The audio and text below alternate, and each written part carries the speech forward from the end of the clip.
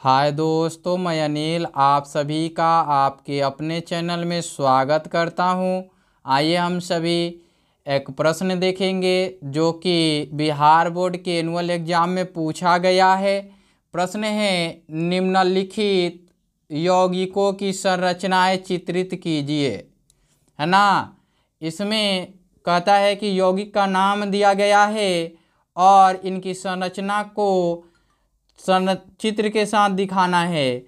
प्रश्न एक में कहता है ब्रोमोप्रोपेन, मतलब है कि एल्केन समूह के साथ ब्रोमीन जुड़ा होता है तो ब्रोमोप्रोपेन कहलाता है। अब दूसरा है प्रोपेनैल, ये प्रोपेनैल नहीं होगा, प्रोपेनॉल होगा।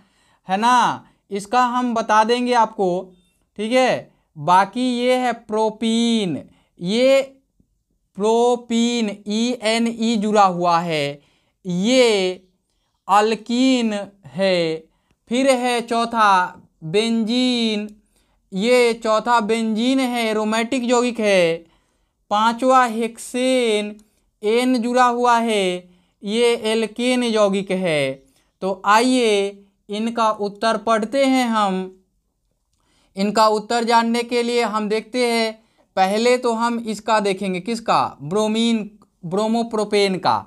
ब्रोमोप्रोपेन के लिए पहले तो ये जानिए कि ये एल्केन समूह का फॉर्मूला क्या होता है। CnH2n+1 और सिंगल बंड से क्या जुड़ा होगा, Br जुड़ा होगा, ब्रोमीन जुड़ा होगा, तो ब्रोमोप्रोपेन बनेगा।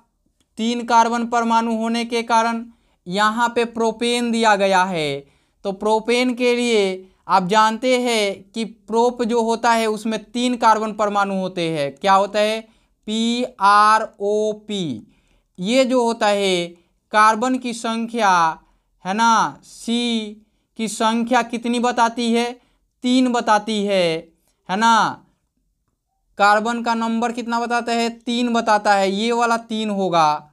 तो यहाँ पे आप 3 पुट करेंगे तो C3 और H2 × 3+1 और सिंगल बंड से Br, ये हो जाएगा C3H6+1 सिंगल बंड से Br। अब देखिए C3H7 और Br, इसका जो अणु सूत्र प्राप्त हुआ वो क्या प्राप्त हुआ है आपका, वो प्राप्त हुआ है C3H7Br। ये अणु सूत्र है ना, मोलिक्यूलर फार्मूला है। संरचना सूत्र में लिखेंगे C3, है ना, कितना लिखेंगे, C3। तो C3 हम लिखते हैं,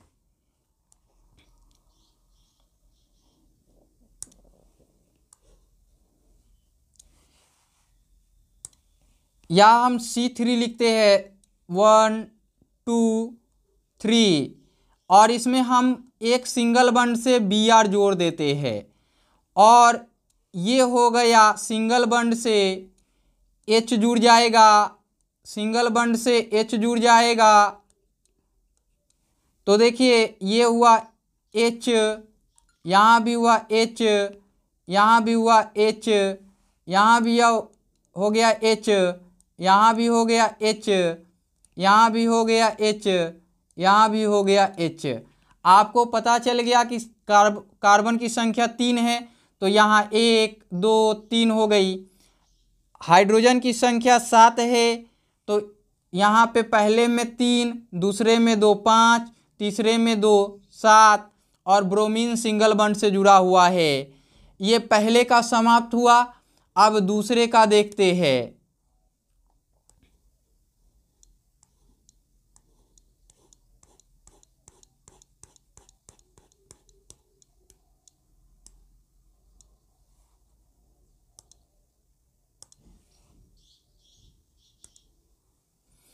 अब दूसरे का देखते हैं।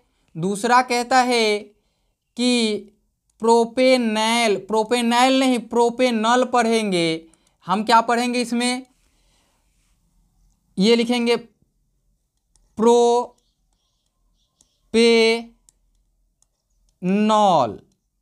है ना, क्या लिखेंगे, प्रोपेनॉल, यही ये है ना।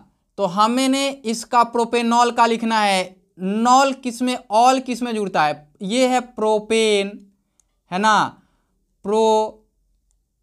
पे और न ये प्रोपेन है, और जोड़ ऑल है, और ऑल किसमें जुड़ता है, ओ एल क्रियाशील समूह के, सॉरी OL OH क्रियाशील समूह के लिए होता है। ये प्रोपेन में OH जुड़ेगा, किसमें, प्रोपेन में। तो C3 और H7 होगा तब OH जुड़ेगा, चूंकि एल्केन समूह बन जाता है। तो यहाँ पे अणुसूत्र जो मिला प्रोपेन के लिए अभी हमने पढ़ाया था ब्रोमोप्रोपेन, और यहाँ पढ़ना है प्रोपेनॉल। तो ऑल के लिए OH समूह लगता है और C3H7 लगता है। अब इसका हम अणुसूत्र सूत्र लिखते हैं। पहला तो हमें 3 कार्बन परमाणु 1 2 3 और इसमें सिंगल बॉन्ड से OH जोड़ देना है, और बाकी 7 हाइड्रोजन हैं। तो देखिए हमने यहाँ पे 7 हाइड्रोजन लिख दिए, तो आपको पता चल गया कि इसकी संरचना सूत्र क्या होगी। तो यहाँ पे आप लिख भी सकते हैं कि संरचना सूत्र, हमने क्या करना है कि पहले बेसिक अलग लिख लेना है या उसी में लिख लेना है, तब लिखना है। आपको डायरेक्ट उत्तर लिखने के लिए दिमाग में फॉर्मूला सेट करना पड़ेगा, तब बनाना पड़ेगा। मैं चाहूँ तो ऐसे लिख सकता हूँ, लेकिन मैं आपको एक एक चीज़ समझा के बताना चाहता हूँ, इसलिए ऐसा कर रहा हूँ। अब अगला देखते हैं। तो एल्कीन के लिए फॉर्मूला क्या होता है, एल्कीन के लिए होता है CnH2n, यही इसका फॉर्मूला होता है। किसके लिए, एल्कीन के लिए। और एल्कीन समूह के यौगिकों का अणुसूत्र लिखना हो तो कैसे लिखेंगे, यहाँ पे प्रोप है, प्रोप, है ना। तो कार्बन परमाणु की संख्या अभी हमने आपको बताया, क्या बताया था, Cn के बदले N3 बताया था हमने, और ये 3 लिखेंगे। तो देखिए C3, है ना, H2 × 3, तो C3H6 ये होगा, है ना। अब इन तो संरचना सूत्र लिखते हैं। C3 है 1 2 3, इसमें एक के ऊपर डबल बंड होगा, चाहे इसके ऊपर लिख दीजिए चाहे इसके ऊपर लिखिए। तो हमने पहले के ऊपर ही डबल बंड लिख देना है, क्योंकि एल्कीन में डबल बंड होते हैं। और यहाँ पे सिंगल बंड दे दिया हमने। फिर यहाँ पे देखिए, यहाँ पे हमने 3 हाइड्रोजन दे दिया। कितना, 3 हाइड्रोजन दे दिया। यहाँ पे हमने 3 हाइड्रोजन दे दिया। हमें यहाँ पे नहीं लिखना है, एक H कम लिखना पड़ेगा, क्योंकि यहाँ पे 1 2 3 1 यहाँ हो जाएगा, 4 हो जाएगा। और देखिए इनके पास 2 है तो 2 इनको देना पड़ेगा। तो देखिए यहाँ पे 2 देना पड़ेगा, तो H इनके लिए लिख देते हैं। अब आपको समझ में आया, 2 1 3 और 2 5 और 1 6, यहाँ पे टोटल 6 हाइड्रोजन परमाणु हो गए। तो आपको समझ आ गया होगा कि प्रोपीन का फॉर्मूला कैसे लिखेंगे। अब अगला देखते हैं बेंजीन के बारे में। यहाँ बेंजीन के बारे में देखते हैं। ये एरोमेटिक यौगिक है, ये स्पेशल है। स्पेशल कैसे है, इसमें 6 कार्बन परमाणु बंध श्रृंखला में होते हैं, और एक डबल बंड के बाद एक सिंगल बंड, एक पाई बंध और सिग्मा बंध के बाद एक केवल पाई बंध, है ना। तो हमने लिखना है C लिखा हमने, यहाँ भी C लिखा, फिर यहाँ भी C लिखा, फिर यहाँ भी C लिखा, फिर यहाँ भी C लिखा, फिर यहाँ भी हमने C लिख लिया। देखिए 1 2 3 4 5 6, 6 कार्बन परमाणु हो गए। अभी हम सिंगल बॉन्ड से ही जोड़ रहे हैं इनको, है ना। हम इनको सिंगल बॉन्ड से ही पहले जोड़ लेते हैं।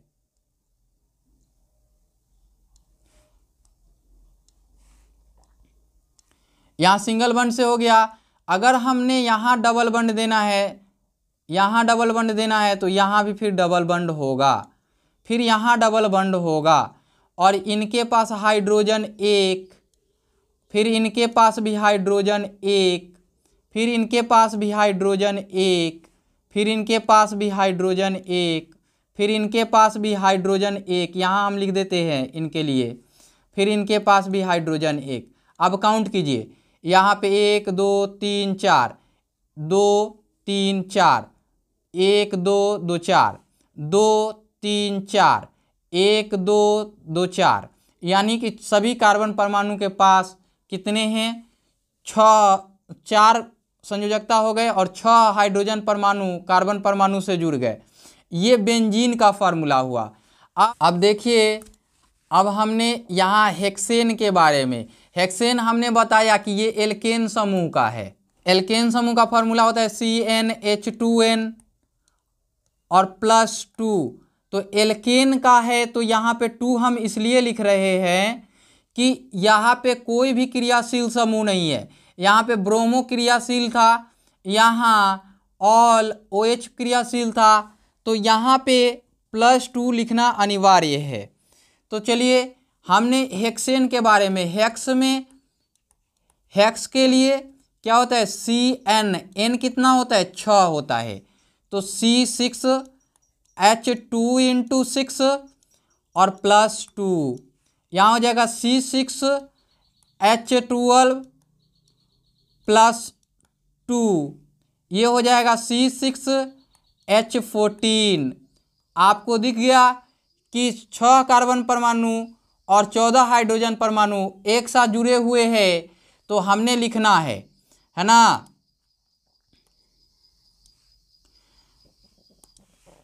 तो देखिए, हम 6 कार्बन परमाणु लिख रहे हैं, 1 2 3 4 5 6, 1 2 3, ये हाइड्रोजन परमाणु हो गए। और इनको सिंगल बॉन्ड से सभी कार्बन को जोड़ दीजिए आपस में। इस बाहर वाले को भी 3 हाइड्रोजन दे दीजिए।